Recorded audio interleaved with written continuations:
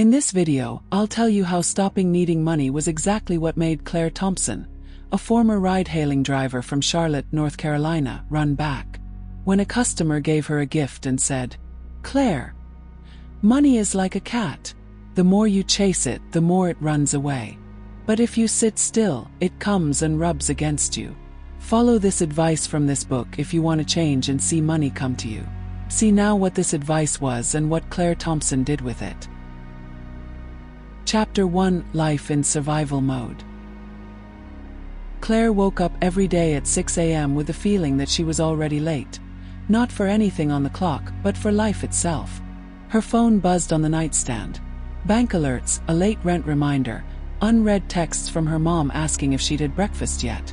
And of course, the Uber app already lighting up with the first ride requests of the day. As she boiled water and brewed a weak coffee using a worn-out reusable filter, she stared into the kitchen mirror and muttered, "I'm a marketing grad, so why am I still here?" Her mother, Mrs. Ethel, would always appear behind her, with that sweet but realistic tone. "Because you have bills to pay, honey. And because you still don't believe you can be anything else." Claire looked away. She knew her mom meant well, but it stung. She had talent, she had ideas, but she never had space, or opportunity, or enough courage, and worst of all, not enough faith. Driving through the streets of Charlotte was both her escape and her prison. She drove strangers to places she couldn't reach in her own life, while running away from her dreams.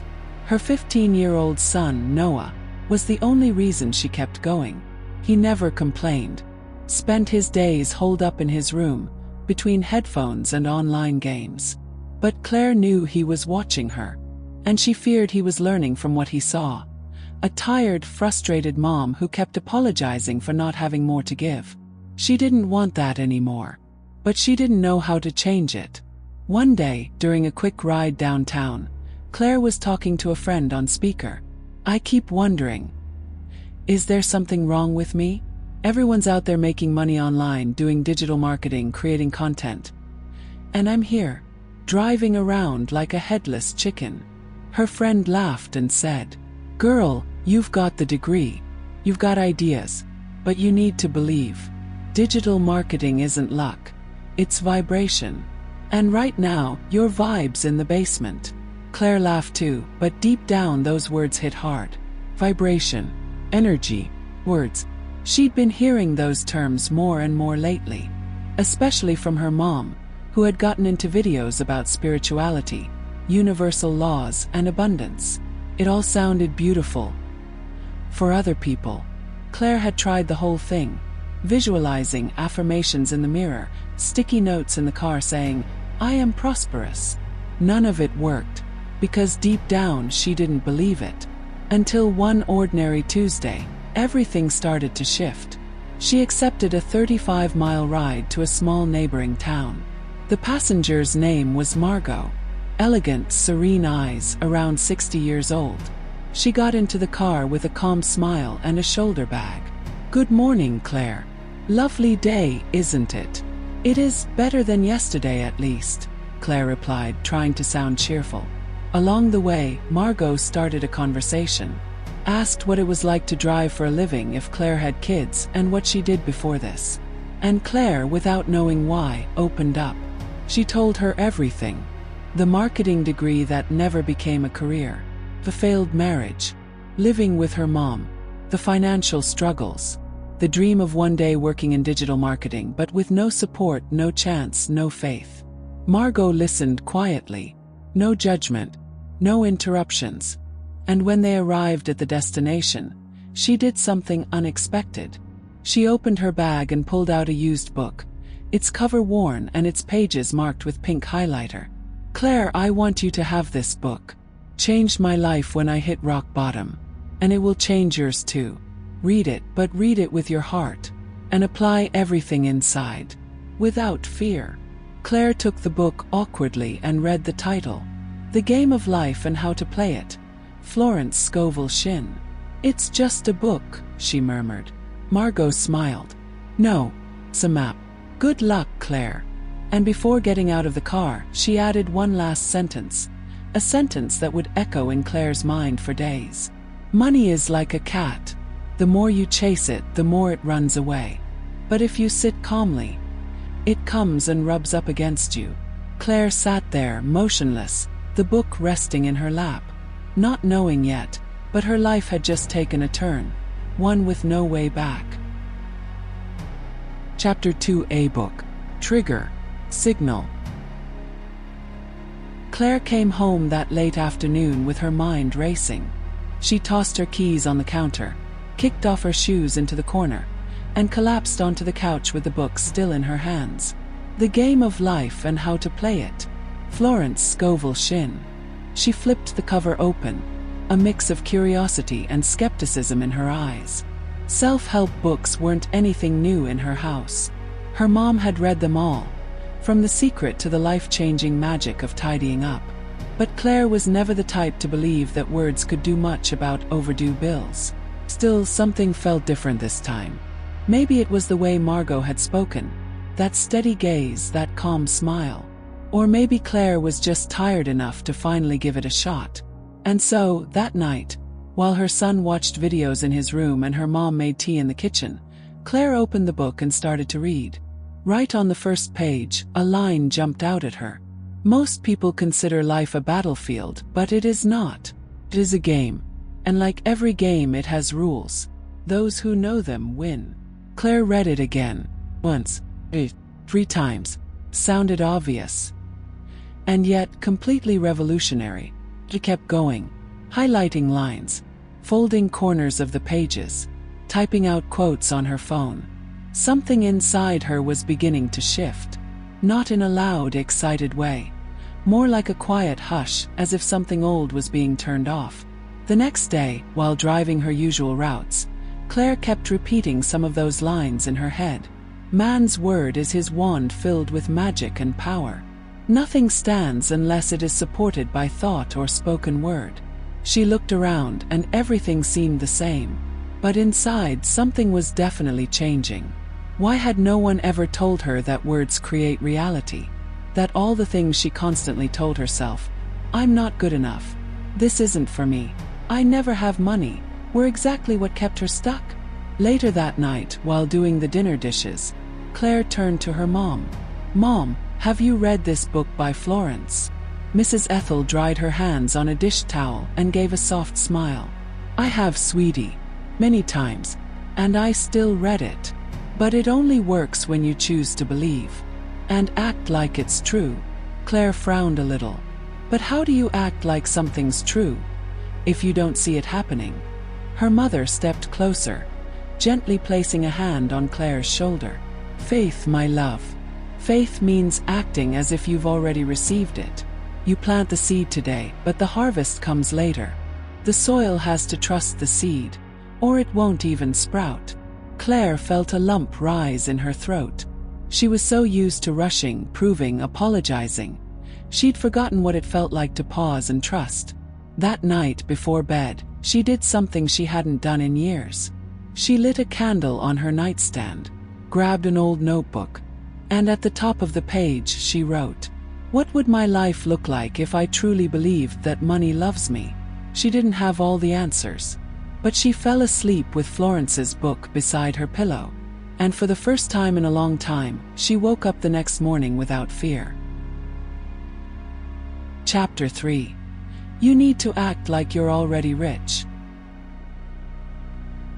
Mom, have you ever noticed how we say, "I'm broke," like it's part of who we are? Claire asked as she brewed coffee that Sunday morning. Mrs. Ethel chuckled. Yep. And the universe hears it loud and clear, trust me. Claire had spent the last 2 days completely immersed in the book. Every page hit her like a soft but liberating wake-up call. Florence didn't sugarcoat anything. She spoke raw truth, but with such lightness it made everything seem possible. One quote, in particular, kept echoing in Claire's mind. Faith is expecting what you want. Doubt is expecting what you fear. She thought about all the times she'd opened her banking app before even getting out of bed, like she was searching for bad news to match her anxiety. Or when she turned down opportunities with phrases like, "That's not for me. I'm not the kind of person who thrives. No one's ever helped me. And you watching this right now, have you noticed how many times a day you repeat that you're broke, alone, stuck? Drop a comment. What's the phrase you always say about money that you now realize is keeping you stuck? Claire started paying close attention to these patterns. On Monday, when a passenger complained about how expensive the ride was, something inside her lit up. Instead of matching his energy, she took a deep breath and recalled Florence's words. Never complain about lack of money, work, or opportunities. That shuts the doors. She smiled kindly at the man in the back seat and said, money flows more easily when we stop chasing it like crazy. You know how a cat runs away when you try to grab it? But if you ignore it, it comes and rubs all over you. The passenger laughed. Never thought of it that way. Neither had she. But now it was her new philosophy. During her lunch break, Claire sat on a park bench with a notebook and wrote in big letters, money comes to me with ease and grace. I am magnetic to prosperity. She felt a little silly writing that out in public, but then remembered another line from the book. Imagination is the mold that precedes manifestation. And you, on the other side of the screen, if you knew for sure that money was on its way, how would you act today? Comment below. What would be your first step? Because that's exactly what Claire decided to do that afternoon. She went home, pulled out her old laptop, and for the first time in years, logged onto an online course platform. There it was, an intro course on digital marketing. 30 days, straight to the point, no fluff. Cost $79. Claire hesitated, checked her account. She could cover it. Old Claire would have said, better wait. What if I need this money tomorrow?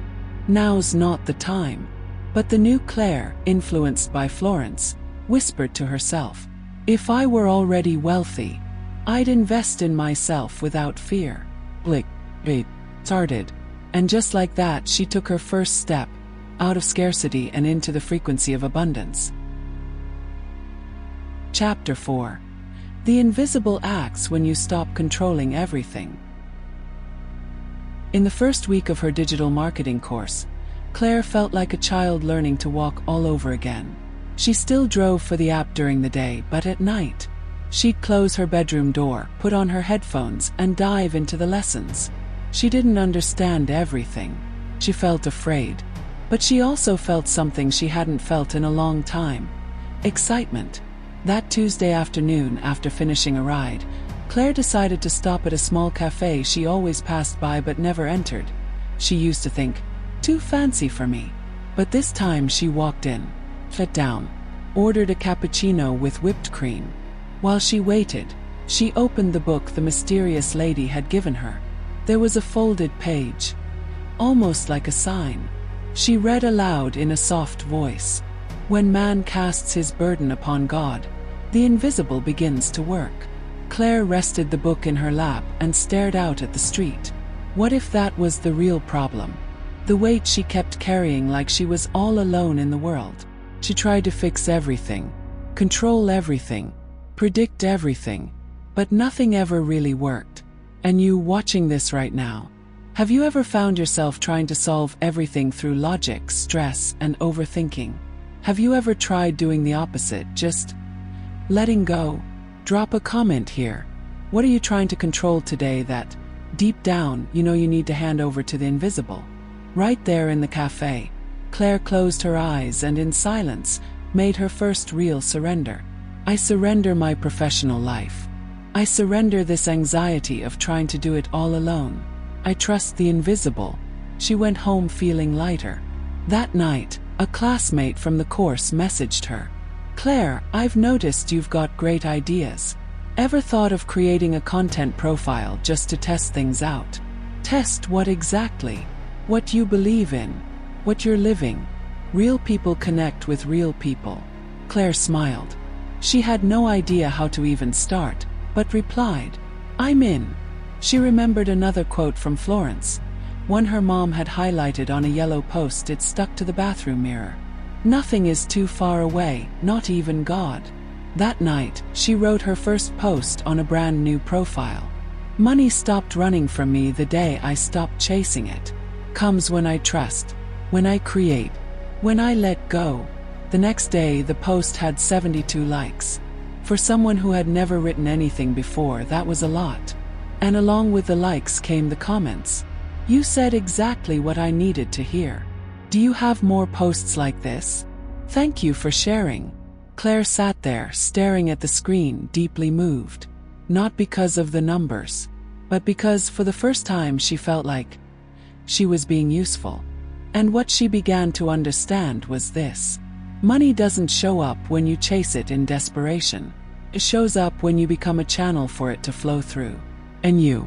In what area of your life can you stop running and start trusting? Share it here.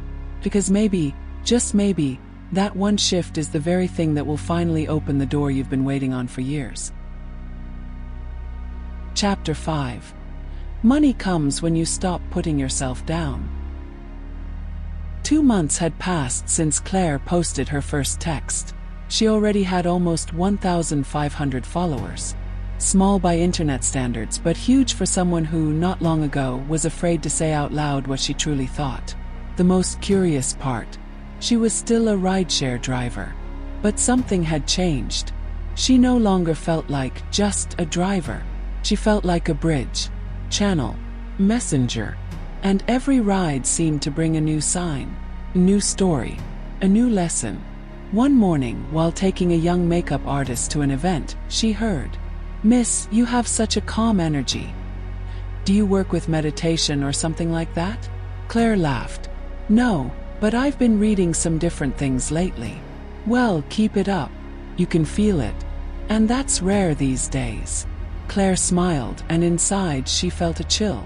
She remembered exactly how she felt 2 months ago. No light, no direction. She was ashamed of her own story. Ashamed for not having made it. Ashamed for not having pursued her career in advertising. And maybe you, who are listening to me right now, feel that same shame. But let me ask you, who convinced you that your story is too small to deserve love, success, or money? Who taught you that you have to be someone first to be worthy of all that? Because Florence wrote, "Man attracts what he feels is true. If he feels small, he attracts limitations. If he feels abundant, he attracts wealth."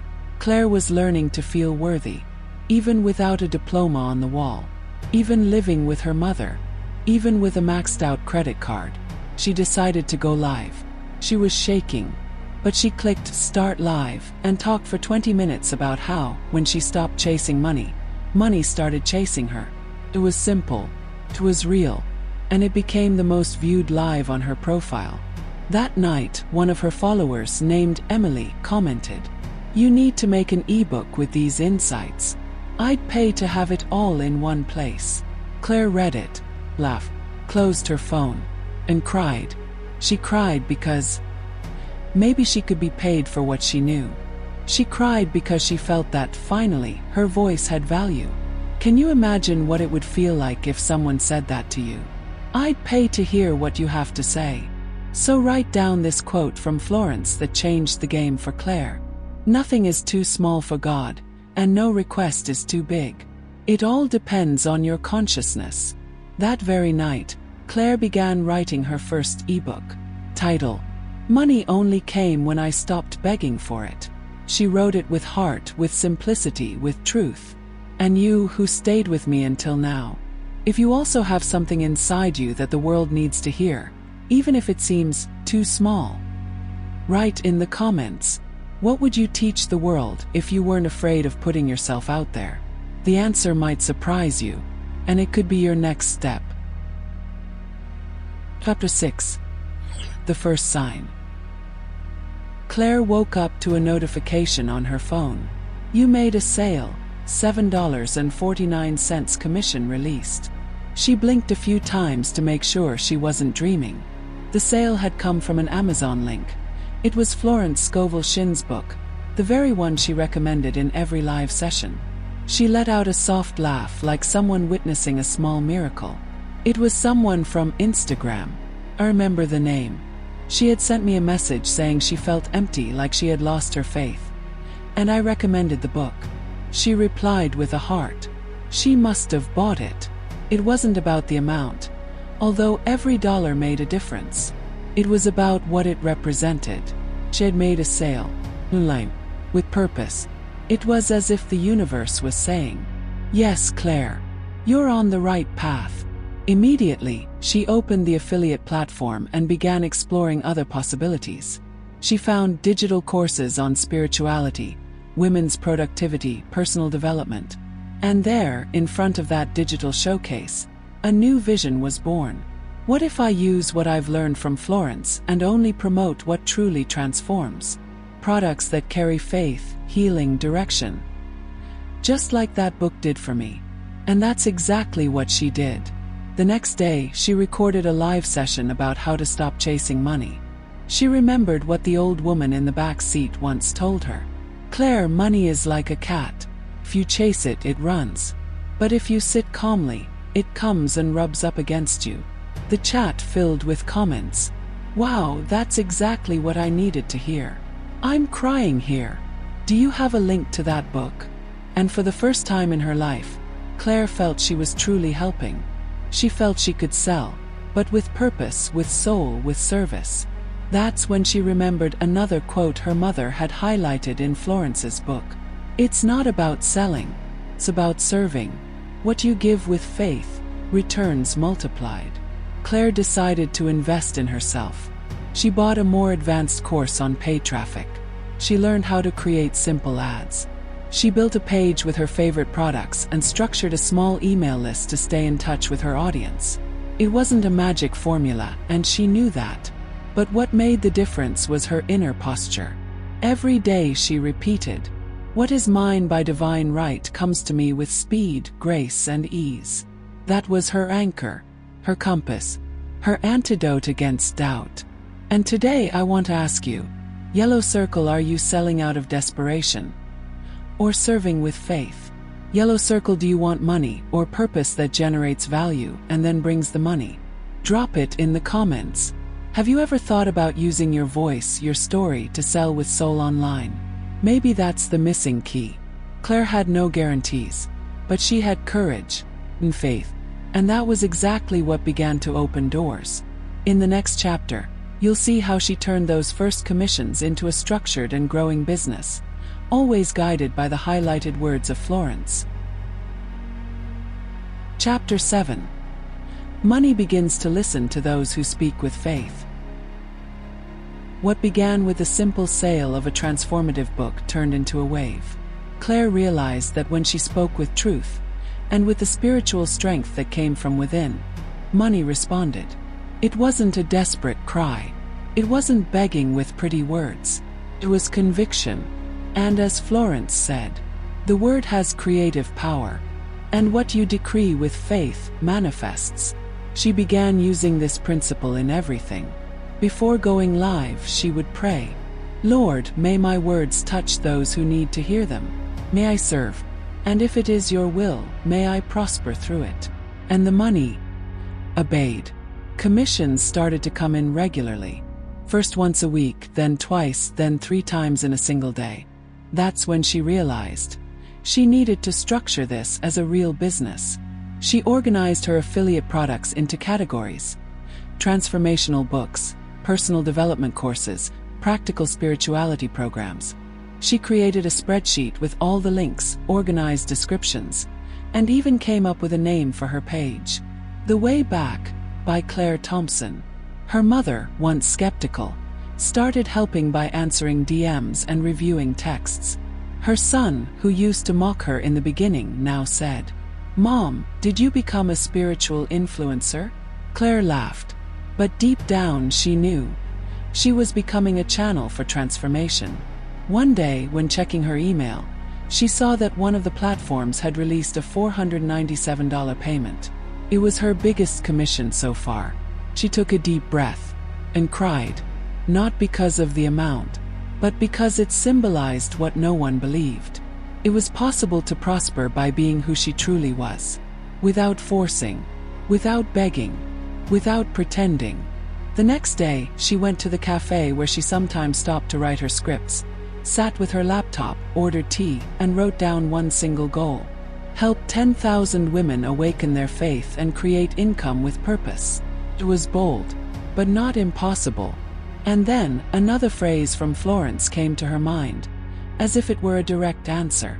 The walls of fear crumble before the word of faith. Claire knew that now. She was no longer just a former rideshare driver. She was becoming a spiritual entrepreneur, guided by invisible, but unshakable principles. Pushpin and you. Have you ever thought about turning your pain into a path of income for others? Pushpin, do you feel like you have something to say, but fear still holds you back? Comment here. What would you say if you had a microphone in front of 1,000 people? Maybe just like Claire, what you're missing isn't technique. It's faith in what you already carry. In the next chapter, you'll see how Claire faced the challenge of growing without losing her essence, and how one single phrase from Florence saved her from making a hasty decision. Chapter 8. When success knocks on the door, but takes your soul with it. Claire's Instagram profile was starting to grow. With every live session, more and more people were commenting, "You changed the way I think. I bought the book you recommended and finally understood why I was stuck. Thank you for speaking with such honesty." But with the growth came the offers. "Would you like to partner with our brand? We have a course you can sell as a top affiliate. 60% commission. We can boost your profile. You just need to follow our script." Claire looked at the emails, the messages, and felt something off. It was as if money was coming easily now, but at a cost.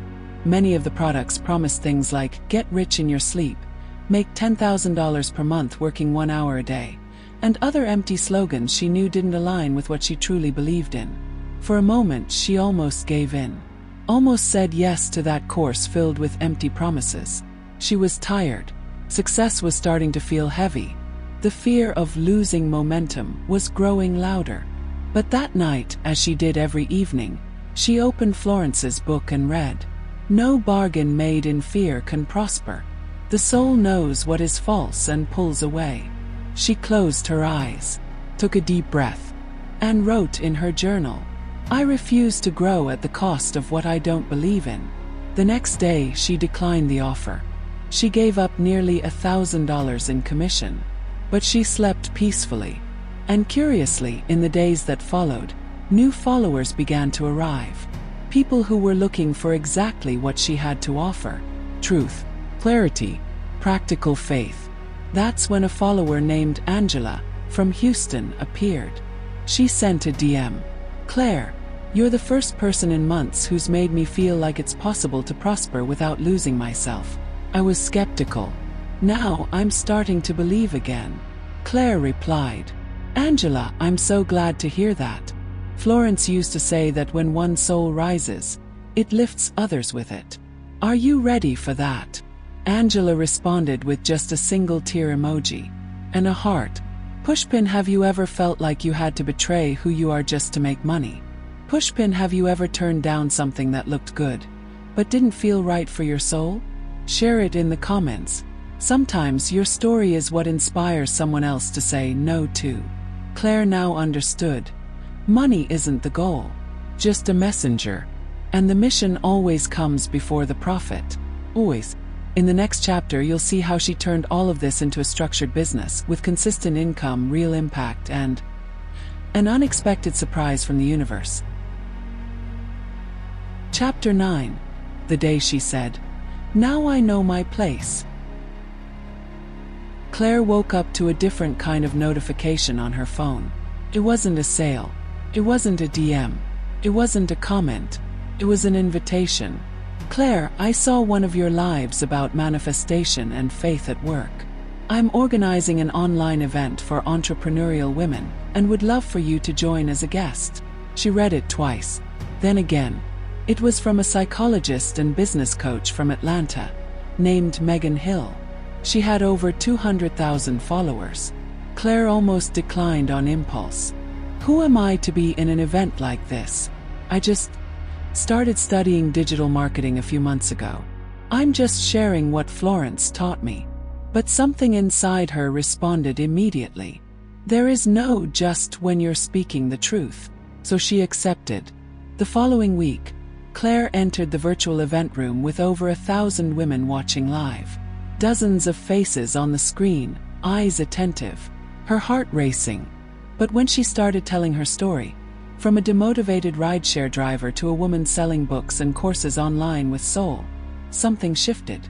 She wasn't afraid anymore. She was on a mission. The secret isn't chasing money, it's chasing your healing. Money, it comes after. Because it is obedient. Silence. And then, virtual applause, emojis rising on the screen, comments like, "You said exactly what my heart needed. That's why I was stuck. I was selling without soul. I'm buying that book today. Thank you, Claire." That same day, sales for the Florence book link skyrocketed. The digital product she recommended hit record conversions. But the most important thing were the over 400 new followers who arrived saying, "You're the one who made me believe again." Claire took a deep breath. She went home, hugged her mother, looked her son in the eyes and said, "Now I know my place. It's here, between the right word and the right person.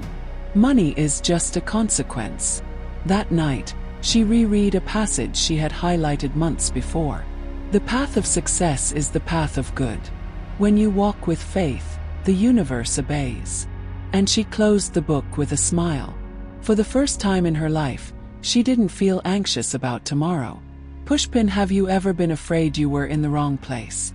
Have you ever felt too small to say yes to an opportunity? Comment below.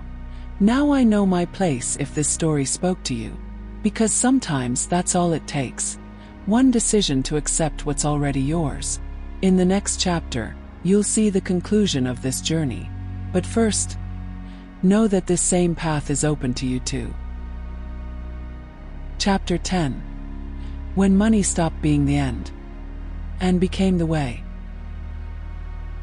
1 year has passed since the day Claire drove that passenger to Winston-Salem and received a gift that would change everything.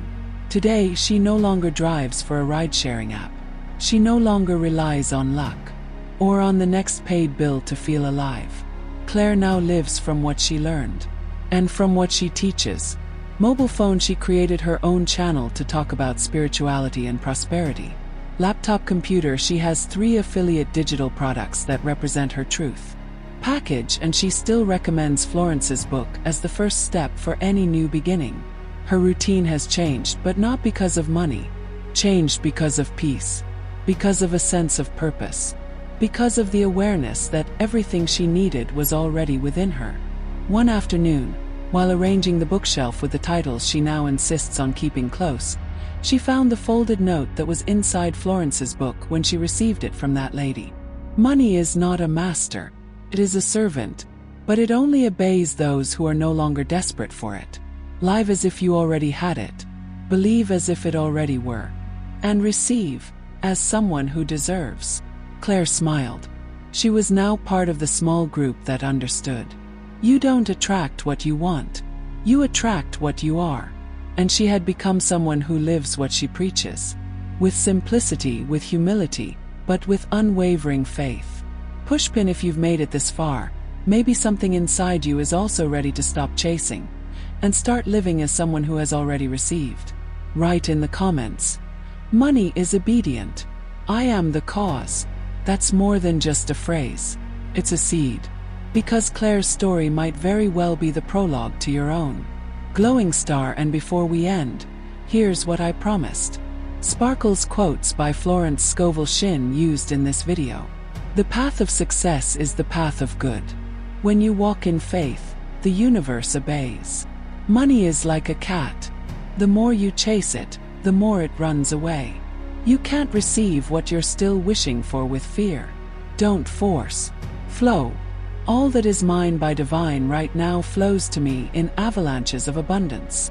Faith removes obstacles as if they were shadows. You don't attract what you want. You attract what you are.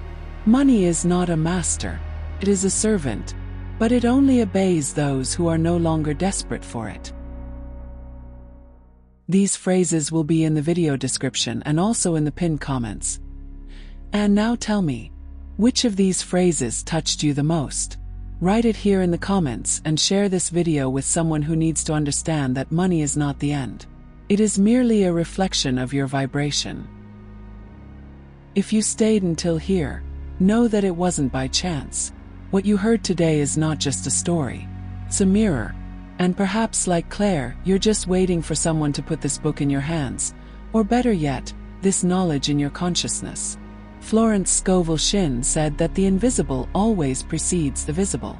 If you feel that money is distant, maybe it's because your vibration is still saying, I need. But from today on, change the discourse to, I receive. Change the energy from scarcity to certainty. Push pin if this video spoke to you, if something awakened inside you. Don't let this energy die. Like the video, comment with the phrase, money is obedient. I am the cause. And share it with someone who needs to hear this. Seedling one word can be the seed of transformation for an entire lifetime. See you in the next video. And remember, you don't need money to be prosperous. You need faith to let it come to you.